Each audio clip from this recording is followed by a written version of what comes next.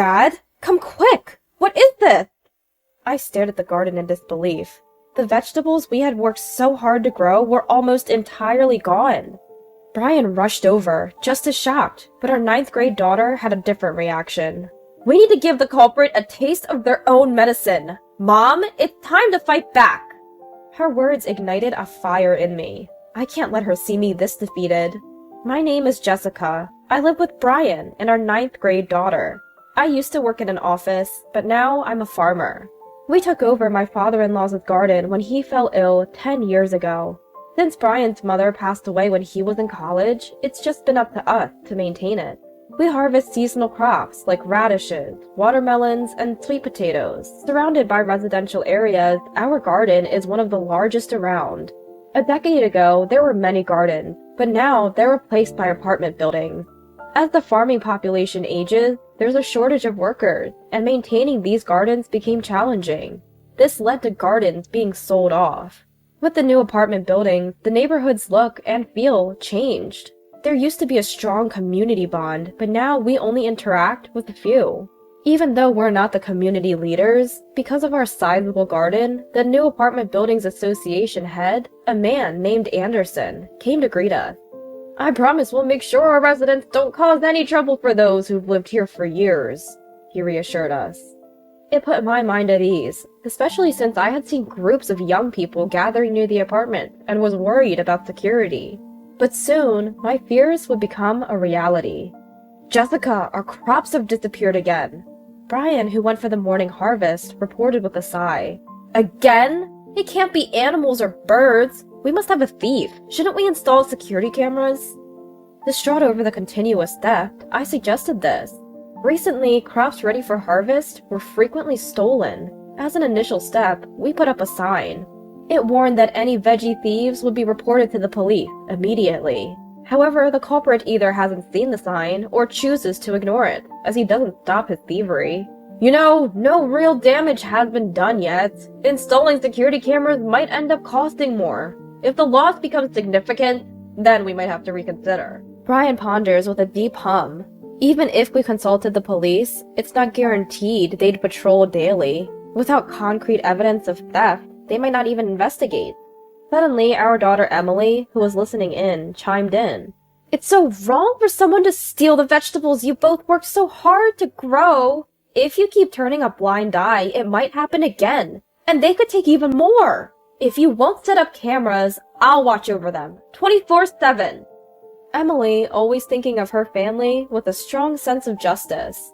I recall when she was in preschool. That's when I left my job to help out on the farm. It brings back memories of little Emily. She used to be picky about food, but once we began serving our own veggies, she devoured them. It tastes great because you and Dad grew it! Hearing those words made me even more proud of my work as a farmer. For our excited daughter and our customers, I resolved to sincerely nurture our produce. Of course, I'd be angry if these cherished vegetables were stolen. You have important exams coming up. You can't be on watch. I'll make sure to keep an eye out instead. Upon hearing this, Brian said he'd join in. And so, Brian and I took turns guarding morning and night. The thefts often occurred near the roadside. We were vigilant, expecting the thief to strike there again. A week of surveillance passed, and during that time, no crops were stolen. In the end, we never identified the culprit, but the fact that the theft stopped felt like a victory. Maybe they gave up because you both kept watch. It's a win for you two. Seeing our happy daughter, both Brian and I felt joy. Honestly, that week was tough. Guarding late into the night, even in shifts, left us exhausted from harvesting. Finally being able to sleep soundly felt like a relief. Yet, a few days later, the crops were stolen again. Hey, Dad! Come over here! What is this? I went out to the garden early in the morning and was left speechless. The crops that should have been there were completely gone. Today was supposed to be the final day of harvest. Losing the spring cabbages was a big blow. Both Brian and I were too shocked to speak, but our daughter, Emily, reacted differently. We can't just stand here. Whoever did this needs to pay. Mom, it's time to fight back. Even though she must have been shocked as well, Emily was trying to cheer me up. I couldn't let my daughter see me in this pitiful state. A sense of determination rose within me. You're right, Emily. We can't sit around feeling sorry for ourselves. We decided to install security cameras as our first step. If someone tries to steal from us again, we'll be able to identify them. But that wasn't enough for Emily. Having a camera will prevent future thefts, but what about what's already been done? I can't let whoever made us sad get away with it. I've done some research. Let's plant these bulbs. I bet if the thief takes them, they'll regret it. Angry at the thief, Emily showed me a photo on her mobile phone. It was a picture of daffodils. Daffodils? They're flowers, and they're toxic. We can't eat them, right? I couldn't understand Emily's logic, and I was left puzzled. The stalks of daffodils look like green onions, don't they? I've seen news stories about people getting food poisoning every year from mistakenly eating them. If the daffodils haven't bloomed yet, could someone mistake them for green onion? Listening to her, I understood Emily's plan. She wanted to plant daffodils near the green onions to trick the thief into eating them. We grow green onions close to the roadside, and there are daffodils near the entrance. It seems Emily wants to transplant these daffodils during the green onion harvest season. I couldn't imagine anyone confusing the strong-smelling green onions with daffodils, but there's a chance the thief might not notice the difference if they come at night. Daffodils are poisonous plants that can cause vomiting and headaches when ingested. Indeed, if the thief eats them, they might be in for a rough time. But aren't there cases where people died from eating daffodils? What if the thief is an elderly person, and by some chance, they end up dying? Brian seemed less than enthusiastic about Emily's suggestion. Then Emily started speaking like a detective. In my opinion, the culprit isn't elderly. A friend in the next town over told me that around the same time our place was hit, a thief had burgled their neighborhood too. And the method? Just like ours.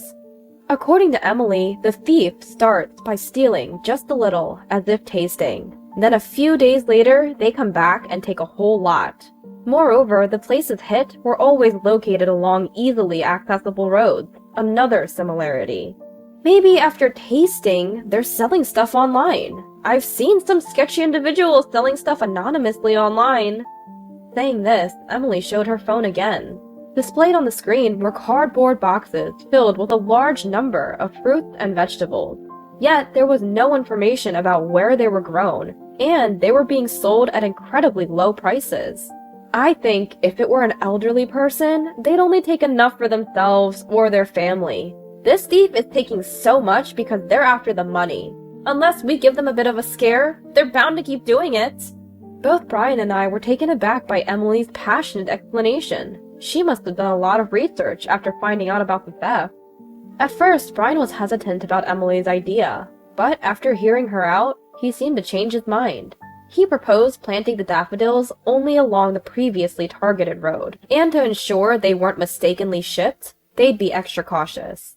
I was a bit uncomfortable with the idea of deceiving even a thief, but the desire to not remain passive was strong.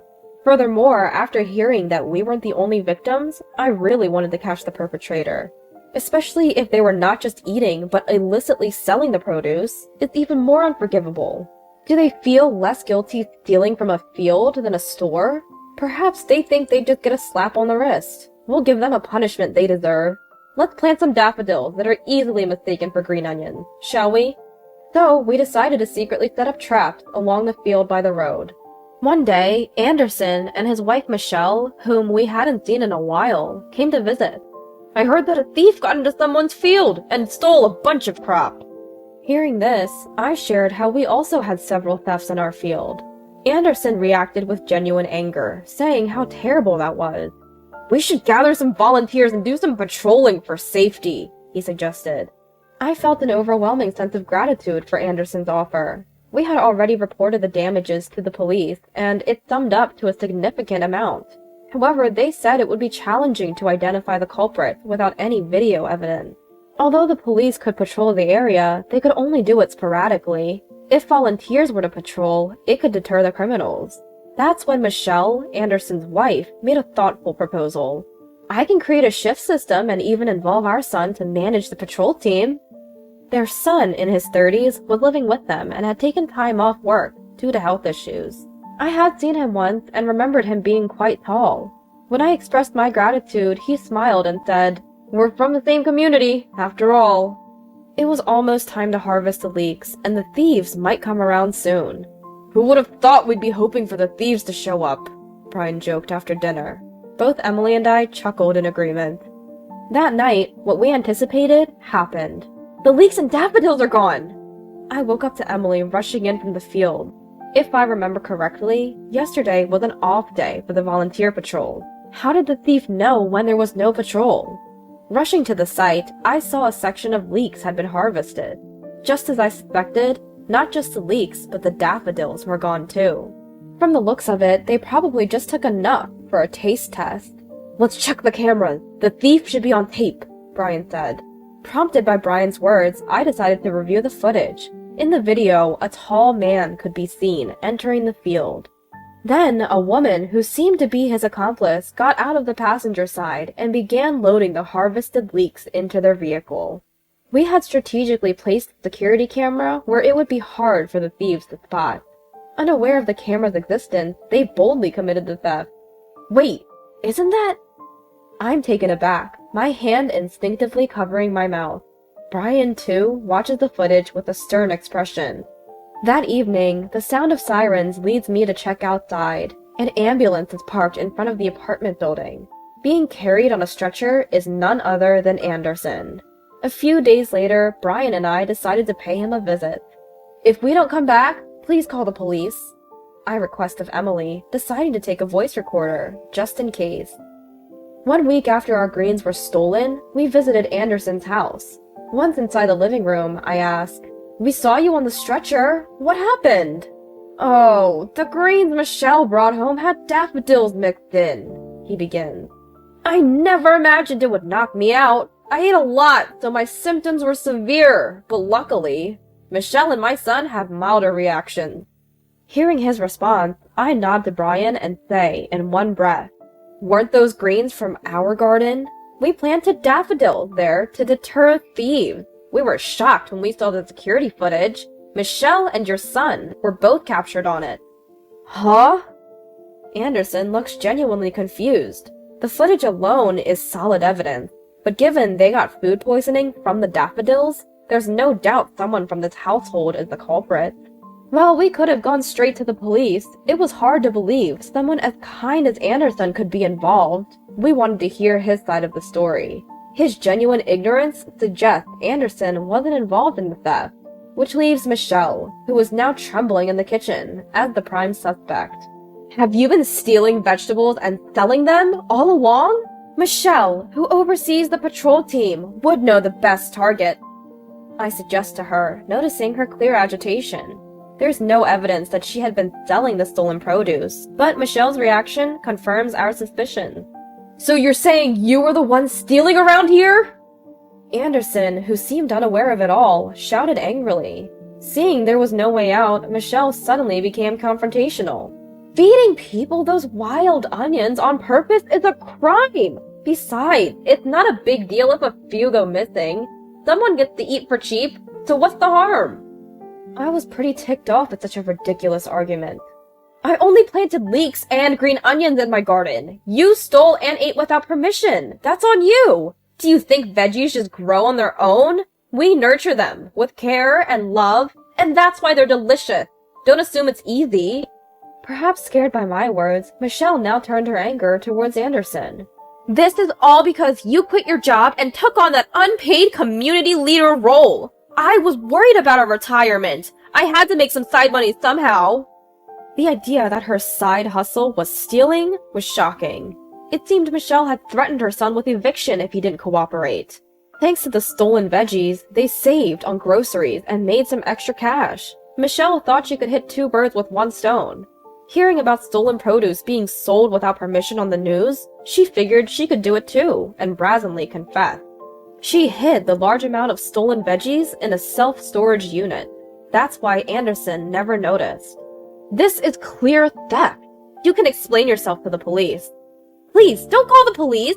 I beg you!" She pleaded with me, but of course, I had no intention of not reporting to the police. "Call the police! Please!" Anderson spoke with clear determination. Given your husband's consent, we'll take the security camera footage to the police. Now it was Brian who said that. Michelle was sobbing, uncontrollably. You should be prepared. They'll probably dig into other possible crimes you committed, I added, leaving Anderson's house. As we left, we could hear Michelle's distraught voice screaming our name. Curious neighbors began pouring out of their homes. Words like thief and police echoed from the doorway, so some of them had probably pieced together what happened. They whispered among themselves, pointing towards Anderson's door. What followed next? We learned from Anderson when he came to apologize and pay for the inconvenience. Michelle and her son got arrested based on the evidence and her own confession. However, it seems the son is denying the charges, claiming he was coerced by his mother. This incident has undoubtedly shattered their family bond. Anderson decided to divorce and left the apartment complex. Even if his wife returns to that place, she'll undoubtedly be met with cold stares. How she will live being shunned by family and society remains to be seen. Given the severity of the crime, prosecution seems inevitable. See? My deduction was spot on, wasn't it? Hearing the outcome, Emily puffed out her chest with pride. Ultimately, thanks to Emily's suggestion, we caught the thief. We're hopeful that our precious crops will be safe now. We're determined to keep growing our vegetables sincerely for our daughter and our consumers.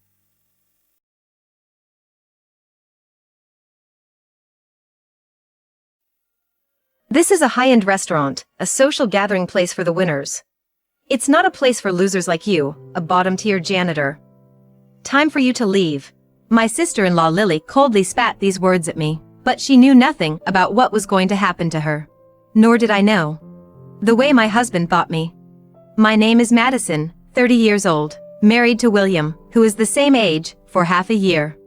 With his gentle nature, William and I have never had a fight and live happily together. We met at the trading company where we previously worked.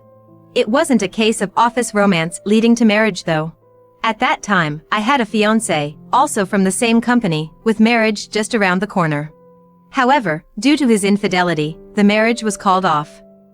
And then, I felt uncomfortable at the company. I resigned after 4 years.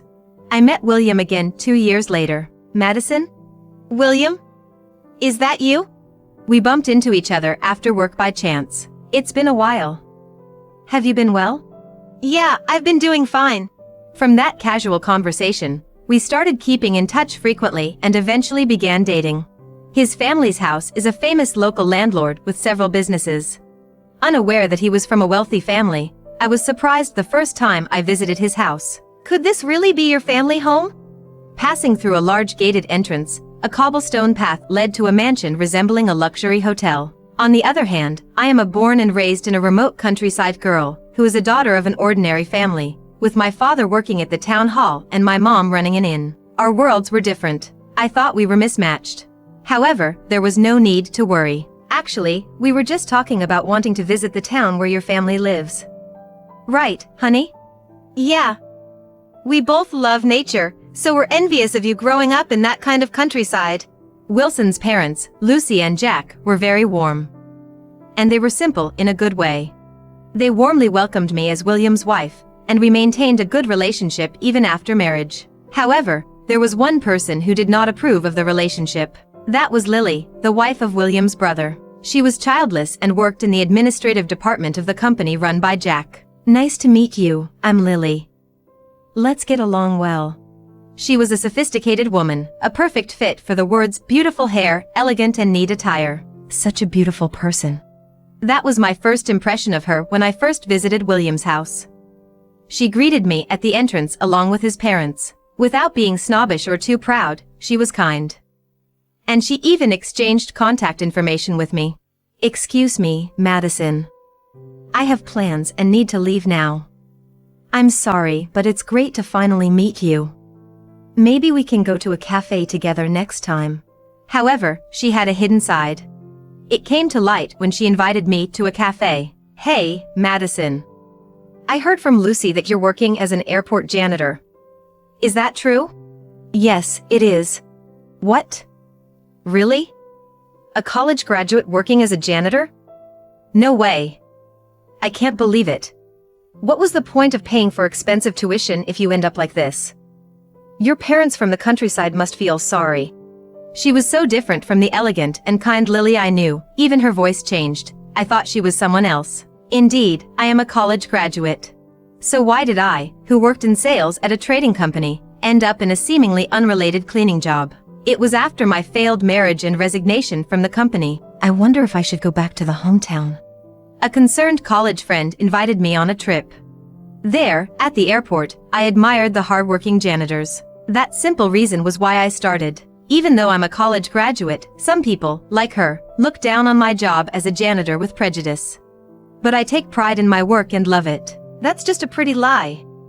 After all, it's nothing more than a bottom-tier job.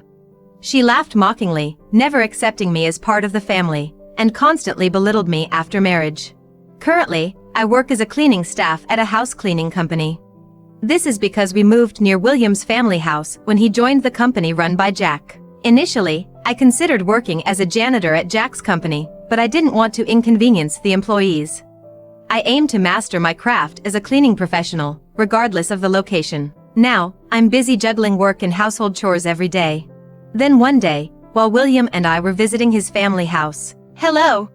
Lily arrived alone, with her usual high-pitched voice. But as usual, when we were alone in the kitchen, her voice dropped. "Hey, Madison. Since you work in house cleaning, could you clean my house?"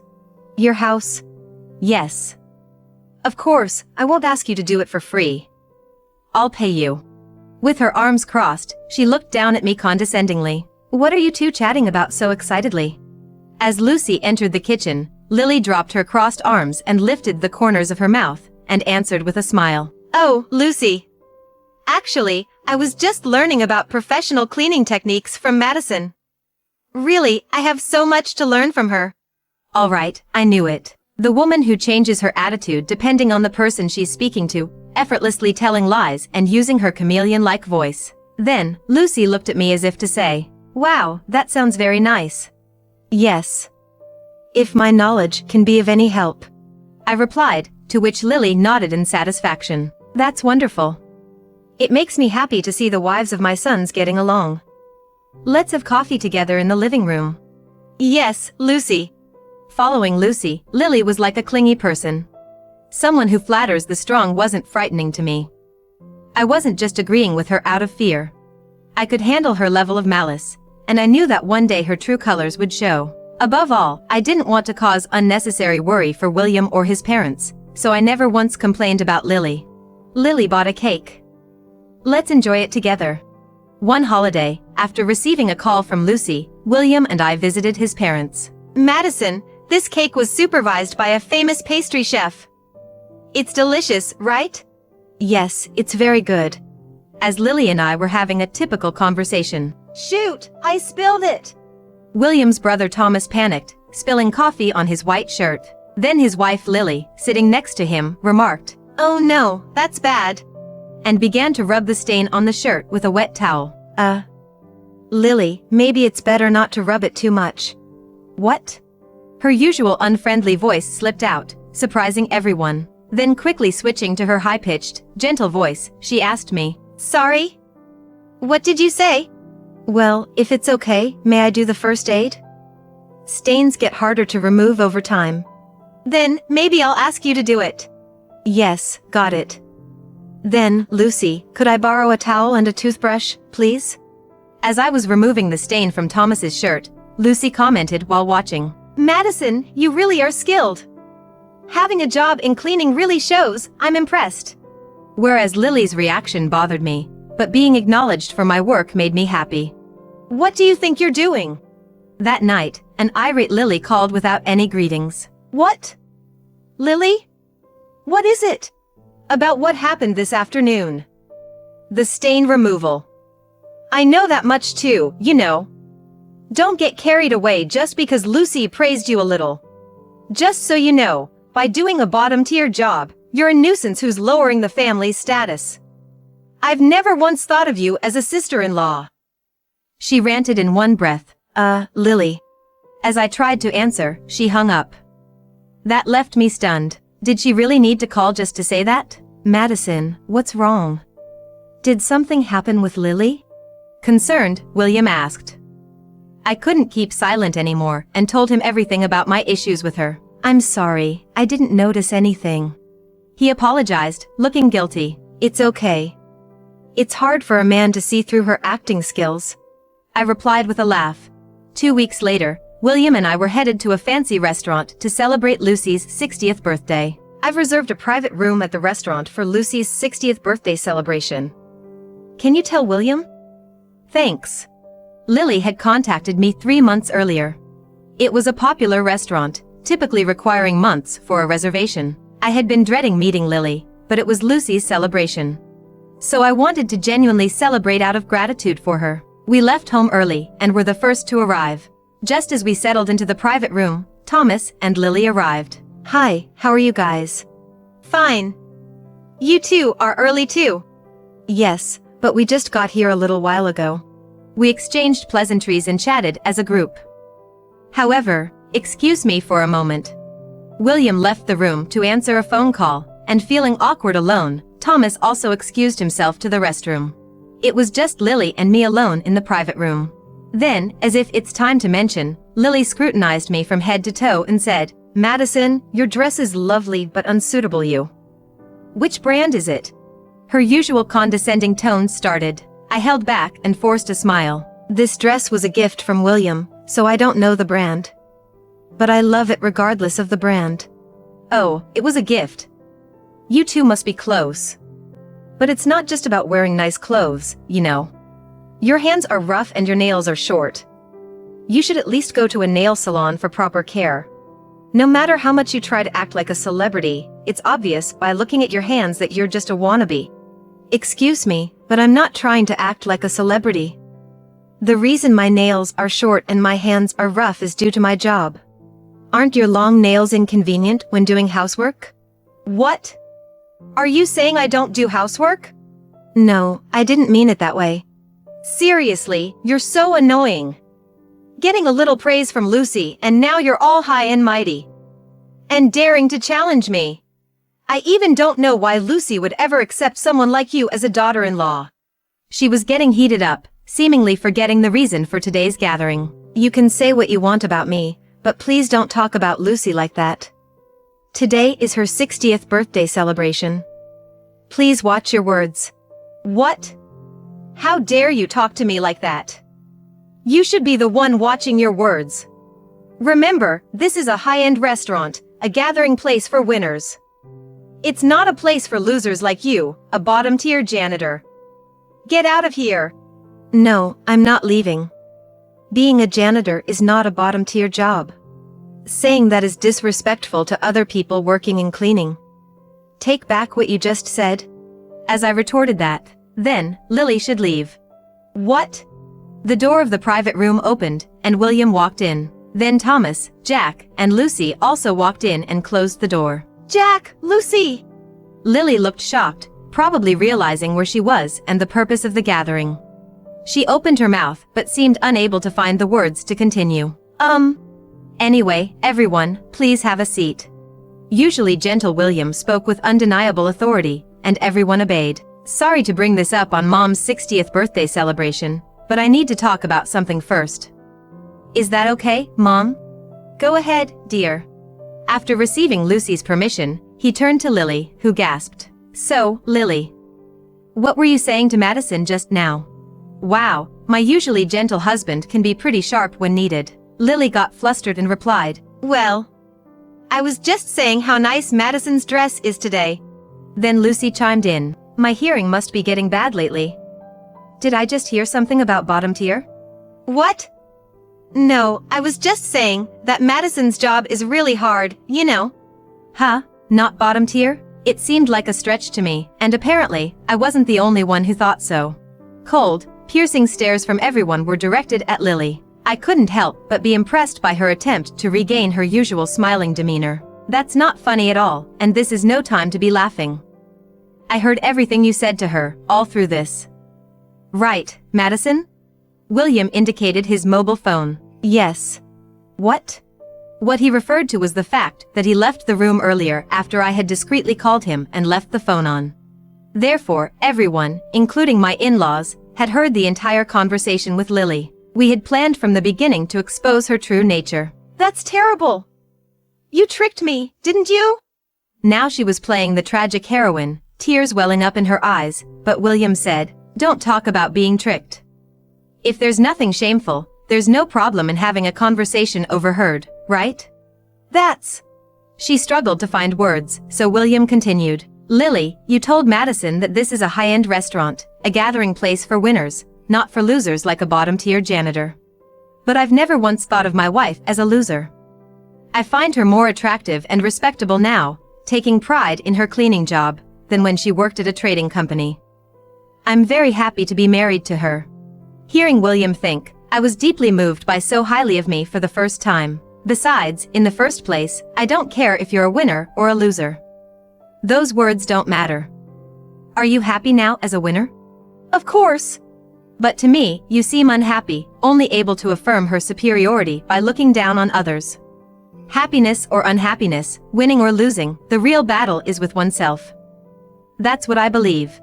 Lily, I don't think I'm a loser either. I followed up on William's words. Honestly, I used to hide that I was a cleaner, but now I'm proud of my job and I love it. I have clients who request me by name, and I feel grateful for this job and for a husband who understands and supports me. Why do you think you're a winner? Because I'm married to the son of a wealthy family and, at the company. Caught off guard by the question, Lily faltered. So, what do you do at the company? What? Surprised by the unexpected question, she froze. What do I do? I work, of course. According to other employees, you delegate your work to others, spend your time on your mobile phone or in front of a mirror, and make derogatory comments to the cleaning staff, right? Who said that? Recently, there's been a high turnover of cleaning staff at the company, so we conducted interviews with employees and those who left. Apparently, Lily, you've been saying things like cleaning is a job for the bottom tier, and how nice it must be to get paid without contributing anything. I never... We have their statements. Shall I call them? That's when I remembered. When I confided in William about Lily 2 weeks ago, he mentioned having concerns about her too. I never imagined she was harassing not just me, but also the cleaning staff at the company. Her face turned pale. I didn't do such things. Her voice was fading, and she looked desperately at her husband Thomas. He remained silent and his gaze cold. If what we just discussed was true, his reaction was understandable. In hindsight, considering her acting skills, I even felt a bit sorry for Thomas. Lily, today is Mom's 60th birthday celebration. You don't belong at this celebration. Please leave. As William quietly urged her to leave. William, there's no need for that. I apologize for telling Madison to leave. Lily turned to me. Madison, you'll forgive me too, right? We're sisters. I'm your sister-in-law, so you'll forgive me, won't you? Sisters? Lily, have you already forgotten what you said 2 weeks ago? I've never once thought of you as a sister-in-law. You said that quite clearly, didn't you? I cut her off sharply, and she was left speechless, her eyes wide open. Then Lucy, who had been silent until now, spoke up. Lily, I'm not in the mood to celebrate with you today. It's not Madison who should be leaving, it's you, Lily. Go now, leave right now. Lucy's stern words made me instinctively shrink back along with Lily. The birthday celebrant Lucy commanded Lily to leave, and unable to say anything, she dejectedly left the private room. After that, Jack instructed Lily to apologize to the company's cleaning staff and do some cleaning work herself. However, if doing cleaning ladies' work means getting a divorce, I'd rather choose divorce. She angrily refused to admit any wrongdoing. When Thomas officially served her with divorce papers, she demanded compensation. But her reasonable parents apologized for her behavior. It's us who should be paying the compensation for the divorce. Her father said so. Then they took her back home. I can't bear being called a returned loser by my brother's wife, who lives with us at our family home. I want to start over. She messaged Thomas. But he was fed up with her selfishness, so he replied with selfish and blocked her. 2 years later, now being a mother to a 1-year-old son, I'm planning a new cleaning division in one of the companies Jack used to run, which William has taken over. Madison, your father sent some vegetables. Let's have it together. while cooking with them sent by my father. I can't wait to go to Madison's hometown. I want to go hiking. William's parents were looking forward to a family trip to my hometown.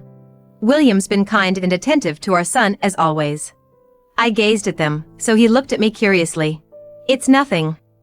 I was just thinking how lucky I am to be married to such a wonderful husband. Then I'm the luckiest man in the universe. Watching our interaction, Lucy remarked, "What a lovely couple." "Mommy!" My son clapped his hands. I hope to continue finding our own happiness, laughing and spending time with my beloved family. I wish for my son to grow up to be a man like his father. That was my wish.